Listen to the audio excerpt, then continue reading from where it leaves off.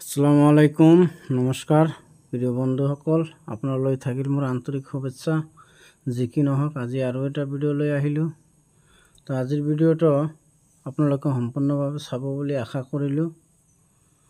যি কি নহওক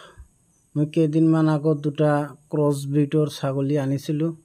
সেই ভিডিঅ'টো আপলোড দিয়া আছে তাৰে পৰা এটা ছাগলী আজি হিটত আহিছে আৰু যি ছাগলীটো সেই ফাৰ্মিজনে মোক প্ৰেগনেণ্ট থকা বুলি কৈছিল সেই ছাগলীটো কিন্তু আচলতে প্ৰেগনেণ্ট নাই মোৰ ঘৰত আহি হিট আহিছে